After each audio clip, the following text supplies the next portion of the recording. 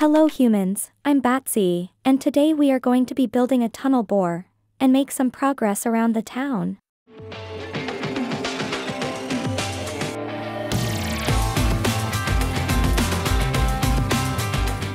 This week it's a bit weird because I decided to organize myself a bit better, but I ended up just stuffing more and more stuff on my schedule. I'm not joking, I went back to playing Stardew Valley recently, and I'm trying to force myself to play it at around 5 to 6 p.m, otherwise, I just keep working until I need to go cook dinner. And then I do nothing other than work. But also, my brother-in-law convinced me not too long ago to play World of Warcraft with him, my sister, and some of their friends. This week, it turns out that a new season starts and he gonna take me to some raids with a healer I have, so I had to squeeze that into the schedule too, but I don't wanna stop playing Stardew Valley either, so that's kinda tricky, and then, because that's not all. I also decided that I really need to do more exercise, so I'm forcing myself to go out for an hour walk every morning, so I had to also move my schedule around that. In short, instead of organizing myself better, I just stuffed as much stuff in a single week as I possibly could, and now we are here. Anyway, we are here for some gameplay, and gameplay we will have. So, what did I do between episodes? Well, apparently way too much, in case my schedule wasn't silly enough. I've got myself some new villagers, which I needed for the tunnel bore. I will be using pickaxes for it, and I really don't want to spend ages enchanting picks. I did lose my mending librarian, but trying to get the other enchants I got a protection 4 villager that also sells mending, so that fixed itself. I also kept the feather falling because I thought that's probably useful to get in case we upgrade to diamond gear. That's pretty much the only reason. Other than that, it's all of the normal enchants for a pickaxe, and we have the option to go with Fortune 3 or Silk Touch. I will be using Silk Touch because I plan on making a processing building, which should be cool to make. I also had a spare villager that I turned into a mason. It's particularly useful to get the quartz. I'm using a lot of that for redstone components. It's also decent for generating emeralds anyway, so that's a neat addition. I kinda want to move all of those librarians outside of the building, maybe in some sort of wizard tower or something. And just have masons and maybe blacksmiths and whatnot. I think that could fit this section better. Remember when I said that I packed too many things into this week? Well, while I was breeding villagers and dealing with the usual nuisances of it, I had to occupy myself with something, so I went and pretty much finished the entire mining quarters. And to really show how badly I managed my time, it took me about an hour to do the villagers, and since I already started with the quarters, I kept going, because obviously, I can't just go leave it halfway done. Well, fast forward, I spent literally the entire Monday working on it, 11 hours on the clock. Needless to say, I didn't have time to play Stardew Valley that day. Leaving aside my questionable organization skills, this ended up looking pretty good, right? I moved most of the storage to this side, which is going to be the proper and organized storage. Don't check inside the barrels, I swear it is well organized. Then I went ahead and made all of the crafting benches we have on the SMP, which are mostly the chipped benches, but it's always really nice to have them at hand when decorating. And of course, I added the normal vanilla things. I always like having everything very accessible and close to the storage. This section originally had a bunch of barrels as temporary storage, but as I said, I really like to have accessible things by my storage, so even if the bed might not fit that much thematically, I still like it here. Over here I placed a bunch more barrels and chests. These are mainly for the villager trades, so the materials are well at hand. Probably unnecessary, but 100% more accessible. And speaking of accessibility, you might have noticed that part of the ceiling is taller than the rest. The reason is that I'm trying to build according to the sizes of the players in the town. This entire section is meant for the miners, and you can see that for my size, this is pretty much perfect. Yes, it's not too tall, even for someone as short as me, but this is meant to be an underground facility, and those generally don't have massive ceilings. For a normal person, 2 blocks is a bit too little, even if they can fit perfectly. But for Hulk is even worse, because he can barely fit within 2 blocks, to the point that I had to extend the door so he can fit through it. Let me call him out, so you all see what I mean. There he is. This is what I mean, he already barely fits with a 3-block tall ceiling. And the entire section with a 2-block ceiling will be claustrophobic for him. But I wanted him to be able to access the first section of the quarters. We have the benches in here, and we also have all of the villagers and whatnot. My thought behind this was to highlight that short people live in here, but also that the town has much taller people who at least need sections to be accessible for them. Kinda like those buildings with stairs, but also has an accessibility ramp and whatnot. I want the town to show that we have 3 different sizes of people in it. Back to showing the quarters. So we have seen the storage system, which is incredibly well organized, trust me.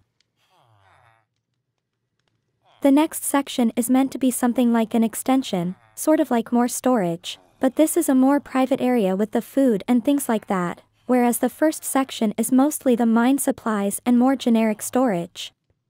And like I said before, I have been trying to make it look as cozy as possible, and also as narrow as I could make it. Even for me, it feels almost claustrophobic, but that's kind of the vibe I wanted to achieve. Not sure if anyone has ever been in one of those old houses, with super thick walls, and very narrow spaces. I guess in a way is similar to the hobbits from The Lord of the Rings. I'm honestly super pleased with the final result. The way I went about it is that I didn't try to make it super detailed, I simply tried to avoid patterns, and spread the blocks as much as possible, so there aren't 2 of the same block together. That alone I think made it quite detailed, and it made it look fairly interesting, I think. The lighting is one of my favorite details of this entire project. I have been enjoying playing with the lights a whole lot more lately. My idea was to make it look like sunlight is coming from above, but just the right amount, and well focused on the plants. To achieve this, which will very much depend on your shaders too, I simply placed blocks of glowstone up here, right behind the stone bricks. That makes it so the light touches the top part, where all of those glass blocks are. It doesn't go much further than that, even though it does touch the plants and the composters a little bit, but only the very top part of them. The rest of the effect comes from down here. There is another entire row of glowstones underneath, which at first glance, doesn't make much sense. Light generally doesn't go through full blocks, but it does work through composters. And by having them underneath, we can make sure that the light won't go much further than where the plants are. This is how I achieved this intense bright look, but also how it immediately stops on the plants, which makes it look like a light shaft coming from the surface. Even the most immediate blocks already look substantially darker, which highlights the effect a lot more. Did it took me an hour to figure out exactly how I wanted to make this effect? Yes, it did. But to be honest though, it looks so amazing. This is one of those things that you only need to learn once, and it's well worth it. I did the same on this corner of course, and to be honest, I kind of want to keep building underground just to learn more ways to do cool stuff with lights and shaders. Alright, so, what else I made? Of course, we need the cooking area, because we have to eat sometimes. Pretty cute, pretty cozy. And just like before, I'm trying to make it look detailed by simply spreading things out and avoiding repetitions. That's how I decorated everything else. Everything is so close together, that you don't notice as much that the decorations themselves are actually super simple to be honest. I really liked the idea of having the food on the side. It kind of reminded me of like a buffet, or places where there are a lot of people. They generally don't put all of the food on the table, instead, they just have it on the side, and there is a butler or something that will serve you. The entire reason for that is that I couldn't fit any cool foods on such a tiny table, and also add the plates and mugs on top of that, so I just shoved the food on the side, and yeah, turned out to be a good idea. In my opinion, the worst part is the bedroom. In my mind, I wanted to make some bunk beds, and try to make it as simple as possible, completely lacking any personal belongings. To make it look more like it's a dormitory than just a personal bedroom, if that makes sense. Like, this is a working place, you come here to sleep during the week, but you will go back to your home for the weekend. Either way, I don't really like how it turned out, not exactly why I don't like it, but I just don't like it. But this is pretty much the tour around the mining quarters, and I'm honestly super pleased with it. I think everything looks super cool. With the size differences and all of that, really happy with it. The very last thing before we go to build the tunnel bore. I have done some intense mining during the weekend, perhaps a bit too much, to the point that we might not even need a tunnel bore. I kinda mined a whole lot. And then I mined a whole lot more. And of course, I also mined some of these. And then a bunch more of these too. And a mining session wouldn't be complete with a metric ton of gold and diamonds. Remember when I said I had too many things going on this week? Yeah, look, I only have a few brain cells, and they mostly think about redstone and about drinking blood, can't ask a whole lot more from this little bat brain.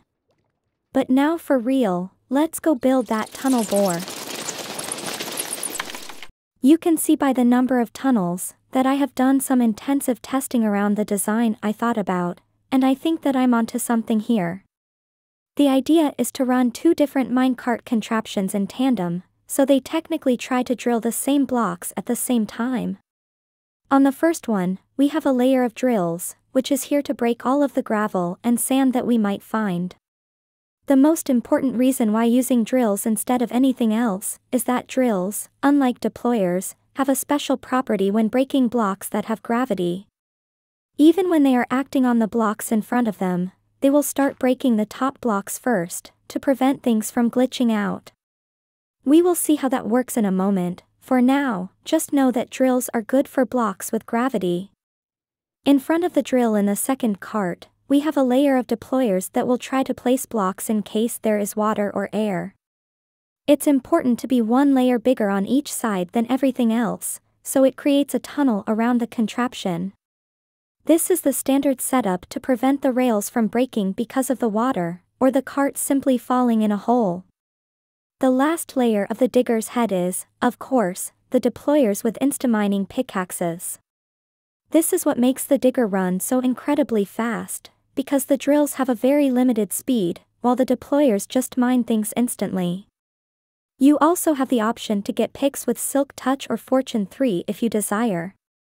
It won't improve the rates massively, but it's better to have the option than not. There is also the reason why they are on different levels, which has a very simple explanation. This is where the blocks will be, and want to affect this exact layer at the same time. The drills will try to break the blocks in front of them, while the deployers have a reach 2 of 2, so they need to be one block behind the drills. The idea is that we want both contraptions trying to break the same blocks at the same time, which doesn't make sense at first. However, because we are using pickaxes, it will take a longer time for the deployers to break the sand and gravel. That's when the drills will mine faster, and because of their special interaction with gravity blocks, it will break those without causing a mess. That's how we have the fastest mining time of the deployers, while it will only slow down mildly to make sure it's reliable for the gravel. The cart with the picks has a few more things, because it's the one that will keep the momentum for both of the carts. And of course, it's using a system to recycle the rails we are using. Now, why the deployer that places the rails is behind the cart to begin with? That's honestly because of previous tests I was doing. You see, it's super tricky to achieve that both contraptions are trying to break the same block at the same time. Many times the drills don't reach, and that obviously ruins the entire system.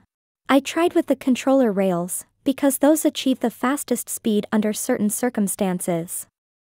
And the only way to make controller rails face forward, is by placing them with a deployer from behind. In the end, it doesn't even matter, the powered rails are the only ones that manage to properly synchronize both carts with 99% reliability. And like I said, these two at the back make sure to gather all of the torches and rails so we can recycle them. This allows it to run indefinitely. And the last thing, so people fully understand this. It's super important to use the minecart coupling. That makes sure that the carts stay together, and that they are properly aligned to mine the same blocks. There is also the reason that they could bounce on the track, and one of the carts could mine out the other, which is not good. But let me demonstrate how it works. A little showcase will make it much easier to understand. Placing it down is fairly simple. All we need to make sure is to first use the cart with the pickaxes. And behind it, we want the cart with the drills. Do make sure there is a gap between them. Well, there is a deployer right now, but I mean you need one theoretical gap for the minecart coupling. Everything seems to be looking alright, so we can go ahead and pair the carts. It's hard to tell, but there is a bit of iron in there. Before we run it, let me show you what we are dealing with. You can see that it's a big box of stone, but there is a good portion of gravel in the middle. What we want to make sure is that the drills take care of that without bugging out everything. So let's run it down and find out. It reached the gravel quite fast. That's the power of the deployers. Yep, I can hear it. The drills are breaking the gravel. It's not super fast to break the gravel, but you can see how well it's removing the top layers without the deployers glitching through the gravity blocks. It's working perfectly. This is exactly what we want to see.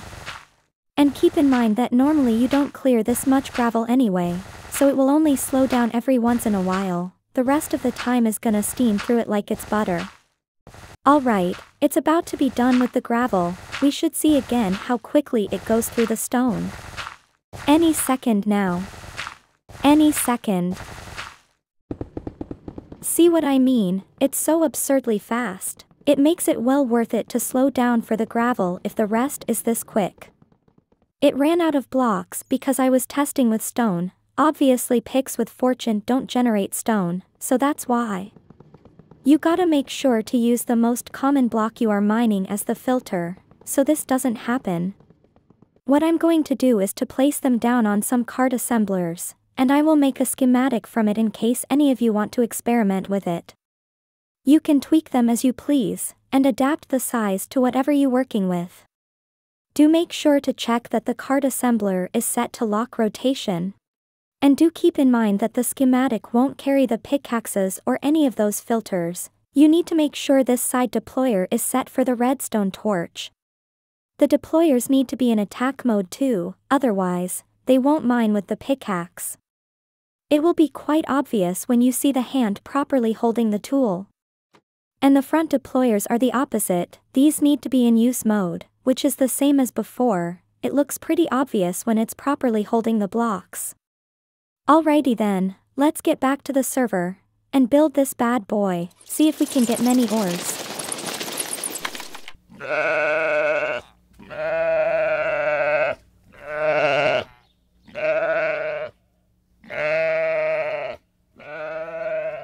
Surprise! It was actually me all along. I bet I tricked you for a moment, silly humans. I have been a busy bat, trading with the villagers a trillion times to get the levels and whatnot. But I think I pretty much have everything I need to make the digger, hopefully anyway. So let's waste no time, let's get to building the digger. I really need a faster way of going up and down, this ladder is rough. Do I even have any torches? The answer is probably not. I have some acacia planks at least. That's no use, I have no coal anywhere. Oh dear, back to the surface I go.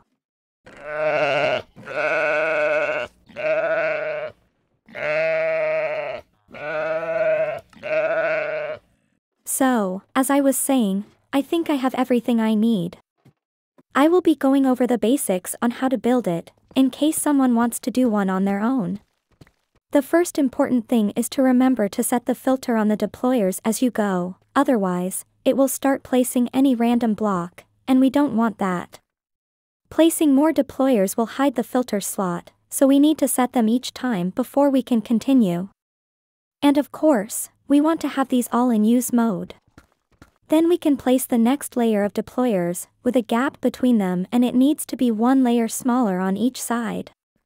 These need to be in attack mode. And we also want to set the filters, in case anything goes badly wrong, the deployer won't pick up any random thing from the minecart. After that, we can give them the picks. And repeat the process as many times as we need to. We can do this later, but I like to glue things up as I go, in case I forget something later on. I will be using 2 deployers right before the digging part, one with the redstone torches, and the other with the powered rails. I usually place barrels instead of chassis since we will need the storage anyway.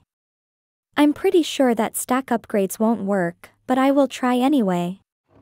And of course, always make sure that the cart assembler is set to lock rotation. That's super important unless your specific farm requires something else.